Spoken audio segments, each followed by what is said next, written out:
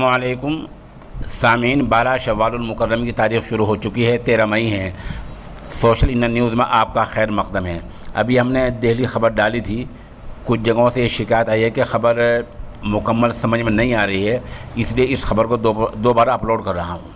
दिल्ली के मुंडका इलाके में वाक़ इमारत में आज दिन में लगभग 4-5 बजे आग लगी है और जिसमें अभी तक खबर बोलते बोलते तकरीबन 11 बज रहे हैं, 26 लोगों की मौतों की तस्दीक हो गई है। आग लगने से 26 लोगों की मौत हो गई है। तमाम की ये लाशें बरामद कर ली गई हैं।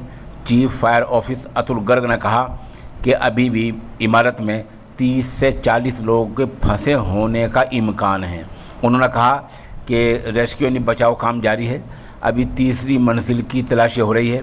बिल्डिंग में फंसे हुए 9 ज़ख्मियों को संजय गांधी मेमोरियल अस्पताल में दाखिल कराया गया है।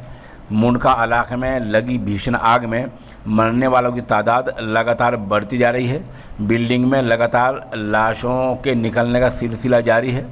मुल्क के सदर जमहूरिया ने गहरा रंज अवलम का इजहार किया है।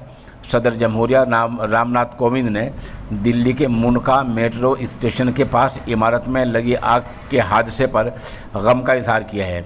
उधर कुछ सरकारी तरफ से कुछ मुफ्त के नंबर भी जारी किए गए हैं जिन पर लोग रब्ता कर सकते हैं। बताया गया है कि शुरुआती जो जांच हुई है उसमें पता चला है कि ये इमारत 3 मंजिला है और आम तौर पर कंपनियों के जो दफातर हैं वो स्पेस मुहैया कराने के लिए इस्तेमाल की जाने वाली कमर्शियल बिल्डिंग है।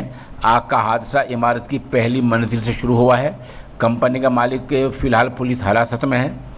आग बुझाने के लिए मौके पर कुल 9 फायर ब्रिगेड की गाड़ियां मौजूद हैं। झुलसे हुए मुतासरीन को फ़ौरन मदद पहुंचाने के लिए एम्बुलेंस का सरकार ने इंतज़ाम कर दिया है।